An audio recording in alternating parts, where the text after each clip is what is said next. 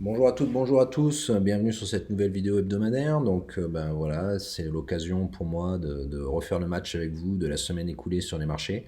Vous retrouvez toujours mon fameux code couleur, hein, c'est-à-dire que dans la watchlist que je partage avec mes abonnés pour du trading de court terme, j'ai donc des valeurs en vert qui sont des valeurs sur lesquelles j'ai plus, on va dire, plus de 20-30% de gains assurés. Le code couleur, les valeurs en jaune sont les trades en cours, et puis les trades violets sont plutôt ce que j'observe un peu plus que le reste de la watchlist, quoi, si vous voulez. Je me permets donc de commencer. Comme je disais, semaine un peu passive pour moi, ce que je vois pas spécialement comme un problème, hein. Je suis pas quelqu'un qui peut vous vendre 10 positions, de prendre 10 positions par jour et de faire de l'intraday comme un malade mental, ou de prendre 10 swings qui font plus de 25% dans la journée. Voilà, ça je sais pas faire, je suis pas pro. Je suis un particulier, j'ai une vie de famille, une vie professionnelle intense. Et surtout, ce sur quoi je veux insister pour démarrer, c'est simplement de se poser de la question de votre profil, de comment vous vous sentez avant de prendre des positions. Donc, c'est-à-dire qu'on est toujours en train de vous dire, avant de vous positionner, regardez la tendance des marchés ou la tendance de votre indice, soit. Et moi, du coup, c'est vrai que sur ce premier critère-là, j'insiste sur le fait qu'on est dans une hausse un peu vicieuse et viciée, hein, depuis plusieurs semaines. C'est-à-dire qu'un néophyte, là, quand il voit les actions, il va se dire, putain, ça monte tout le temps. On est à 5800, on est en train de taper le gap du Covid. Et à titre personnel, je pense qu'on va aller chercher les 6000 sans problème. On pourrait même surprendre un peu plus en allant chercher les 6100 ou les 6200. Et donc surprendre un peu tout le monde pour créer une euphorie haussière, c'est possible. C'est fortement probable parce que le gap Covid il a été comblé sur les autres indices, que le CAC 40 il est bourré de cycliques et de value, et que donc si la tech US venait à baisser mécaniquement, le jeu des vases communicants ferait que le CAC 40 pourrait monter un peu plus, étant donné qu'il est défensif. Donc voilà, ça c'est un scénario 1. Et puis derrière, il y a le scénario 2 en fait qu'on voit, c'est que vendredi dernier, on a joué avec la MM20, on a remonté. Cette semaine, on est aussi toute la semaine, on fait des nouveaux plus hauts. Et vendredi, bam, on revient sur la MM20 au point près. Et derrière, ça va, on s'en sert de support. Donc le niveau est clair, hein, je veux dire, soit lundi, on se ressaisit, on refait des nouveaux plus hauts et on vient manger dans le gap haussier. Soit on casse la MM20. Et là, une fois de plus, les niveaux de support sont très clairs. MM50 et Bollinger Basse au même point. Et puis derrière, le support des 5628 que j'avais tracé euh, pour pouvoir reprendre des trades de court terme. Si jamais on vient remonter le gap Covid, on va avoir aussi une MACD qui fait un non-croisement, et ça c'est un puissant signal haussier également, mais on n'en est pas là. Donc simplement, bah ouais, le premier point c'est de toujours regarder un peu les marchés, comment vous les sentez, tout ça. Et puis le second point qui explique pour moi une semaine plus passive, c'est aussi vous, comment vous vous sentez mentalement, moralement, émotionnellement pour prendre des trades. Donc moi j'ai peu de dispo actuellement, j'ai pris beaucoup de gains, je ne suis pas confort avec le fait que les marchés me les reprennent, ce qui fait partie du jeu, hein, mais je veux dire après chacun a son aversion aux pertes qui lui est propre. Moi aujourd'hui voilà j'ai ce caractère un peu défensif, et je suis dans l'optique désormais de tant que j'ai pas un trade sécurisé, j'en prends pas un second, quoi. Donc on va construire un peu des positions, si c'est possible, si le marché le permet. On va construire des positions petit à petit qui permettent d'avoir un peu une absence de risque sur le portefeuille, quoi. Donc aujourd'hui, j'ai quasi que des trade win, hein.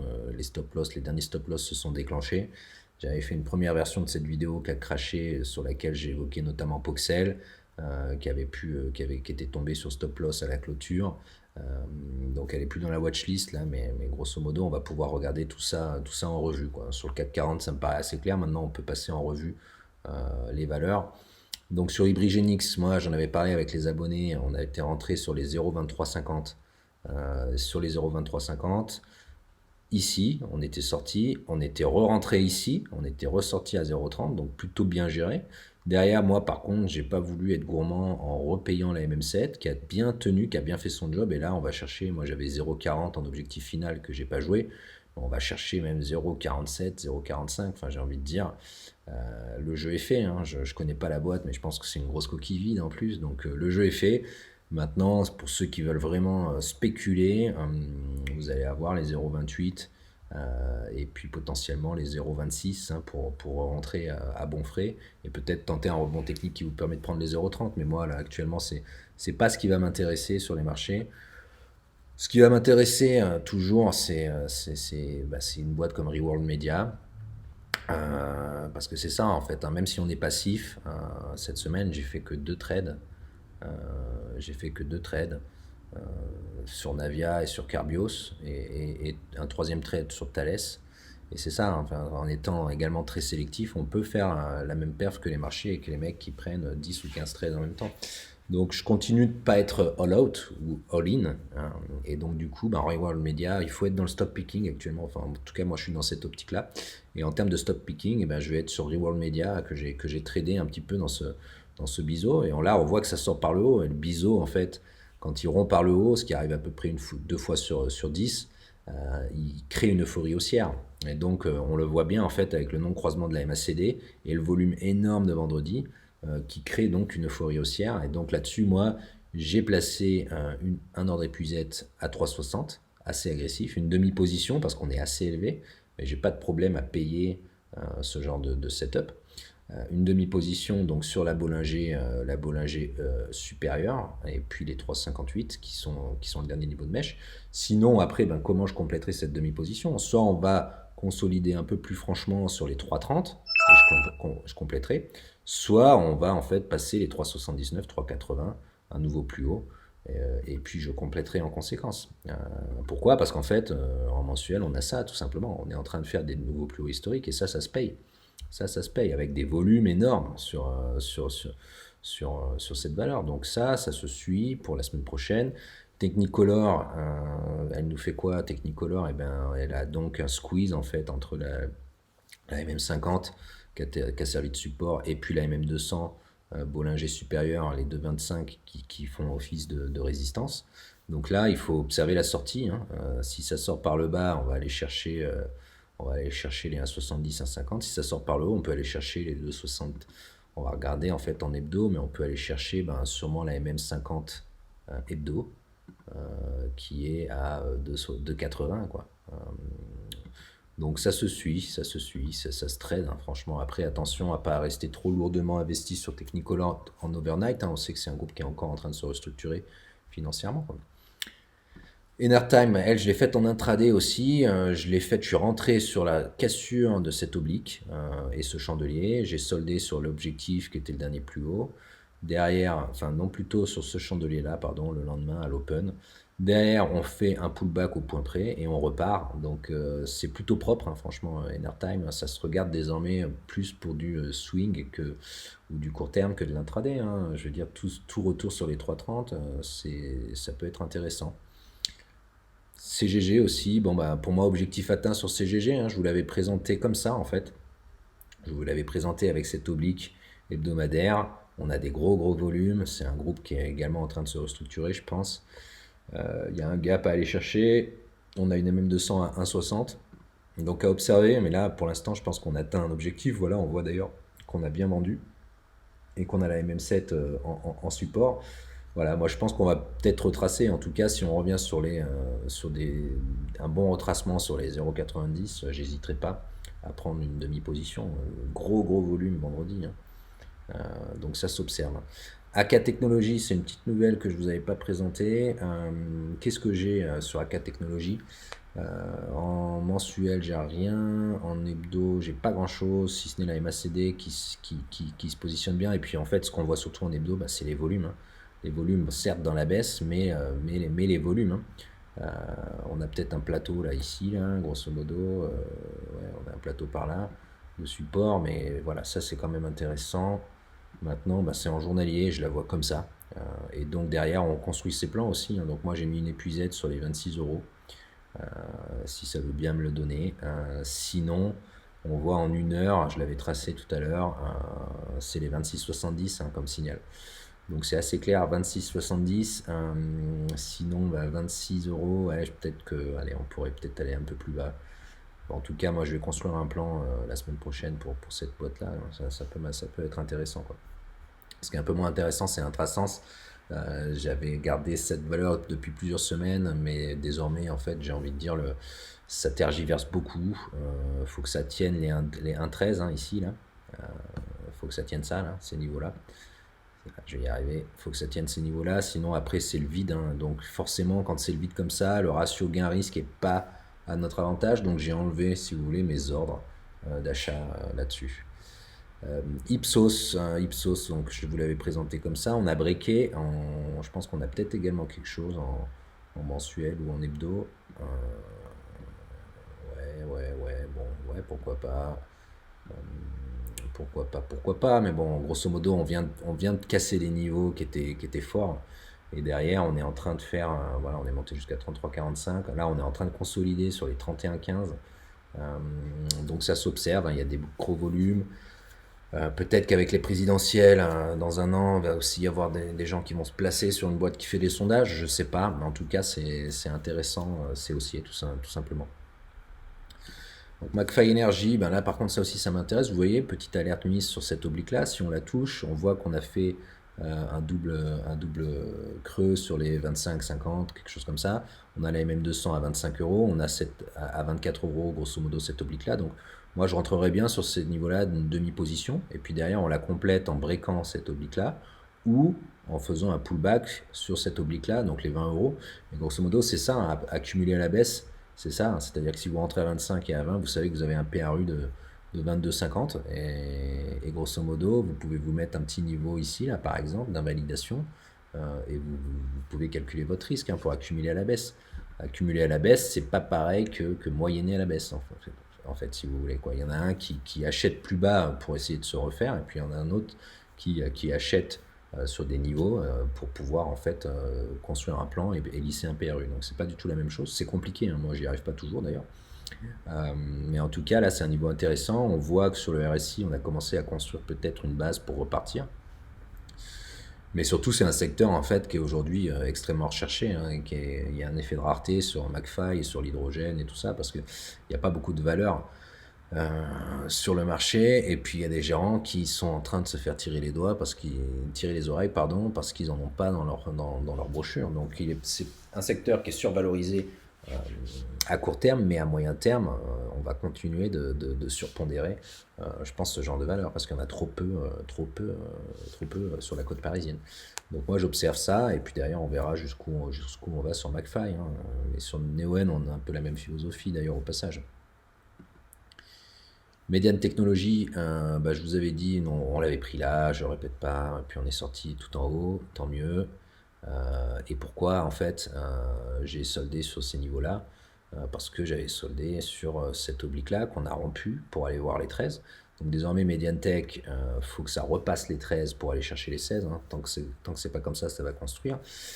Bon, on n'est que le 6 mars, donc le chandelier mensuel n'a pas trop de pertinence, mais c'est aussi quelque chose qu'on peut vous dire, hein. Regardez, je pense qu'en hebdo, on va avoir la même chose.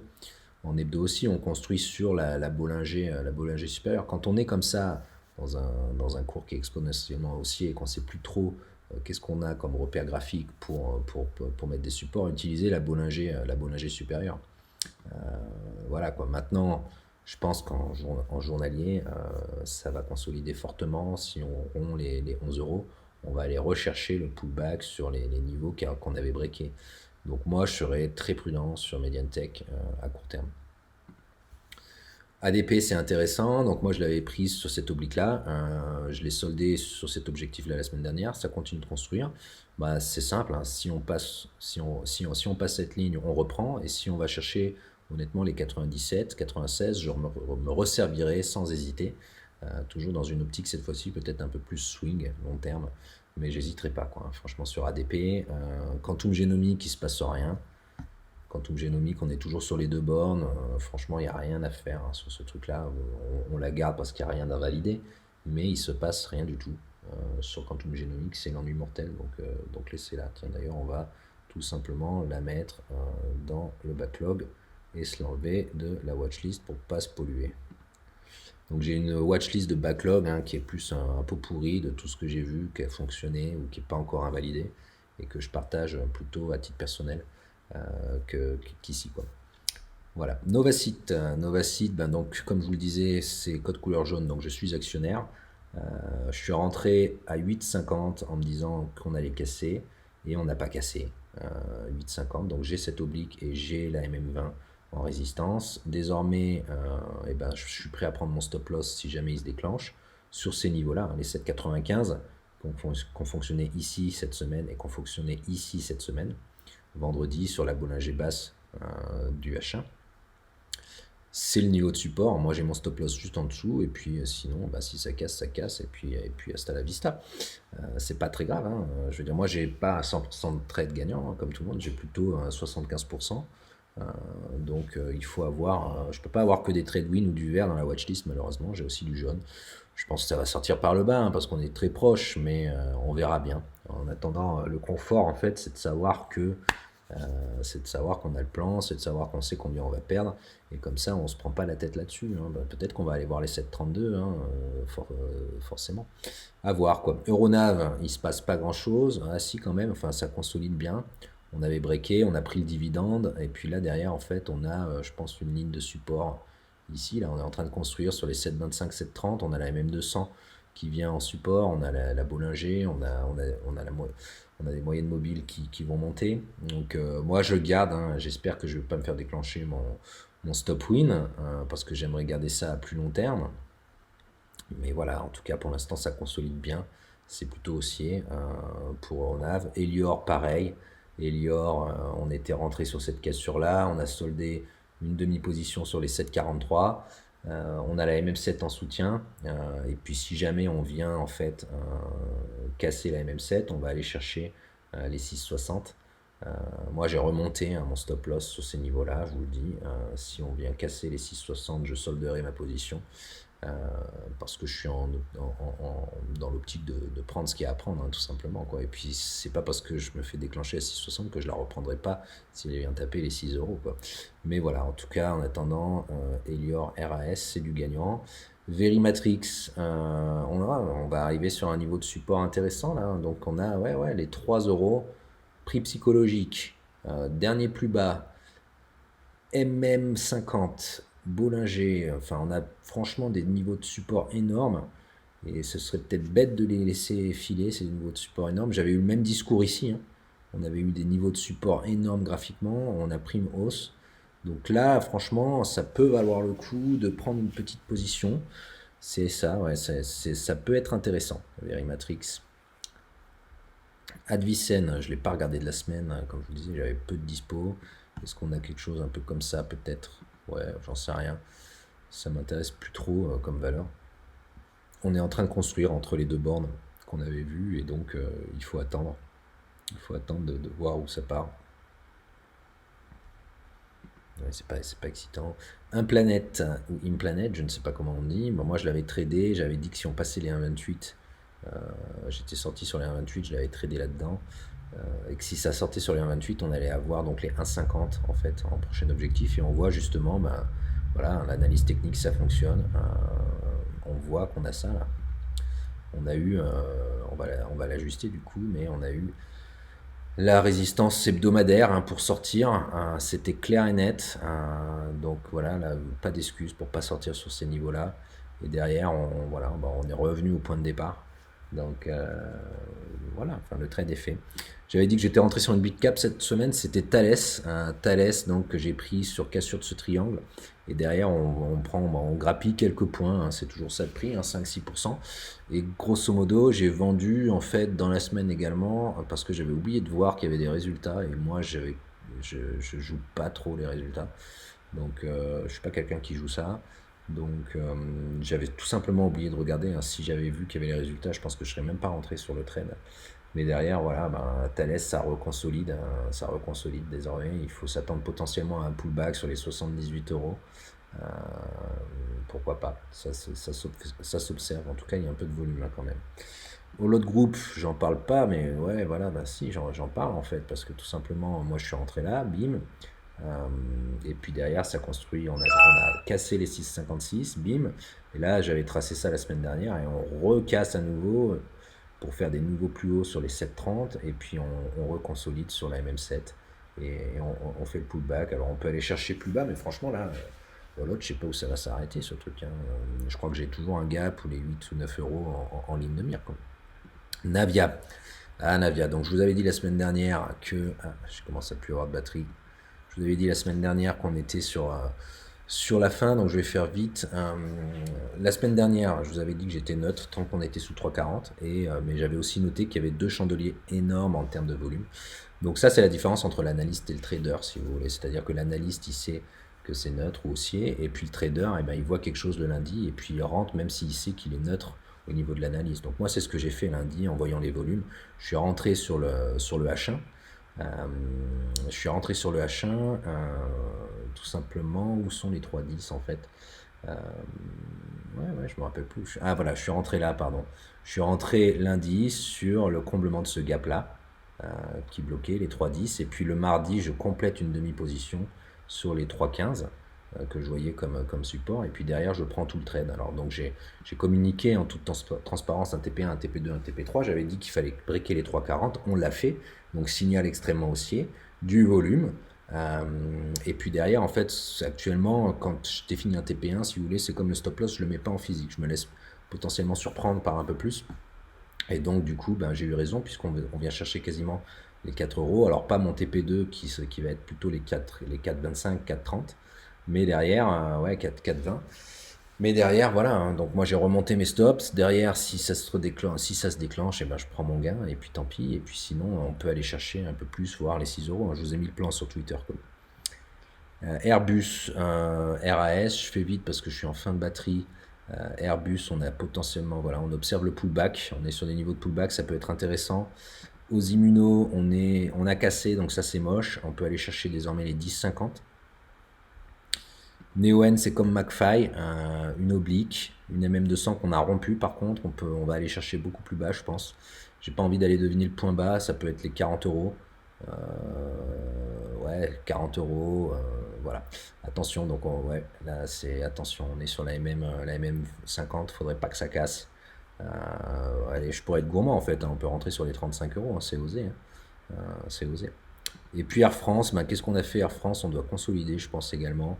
Pullback à observer sur les 5 euros, c'était les niveaux sur lesquels j'étais rentré, j'ai soldé assez haut, voilà, pourquoi pas re-rentrer, mais une fois de plus, comme je vous le dis, il va falloir être prudent dans les jours à venir, par rapport à tout ce qui se passe sur les marchés, la volatilité. Je préfère être un peu en retrait. En tout cas, je continue de vous faire des vidéos, d'animer la communauté, les abonnés, pour m'assurer que tout va bien, quoi. Et puis je reste disponible pour ceux qui souhaitent parler de telle ou telle valeur, hein. N'hésitez pas à me dire ce que vous pensez qui va partir d'ailleurs, hein, dans les prochains jours. Voilà, je vous souhaite un bon week-end, au revoir.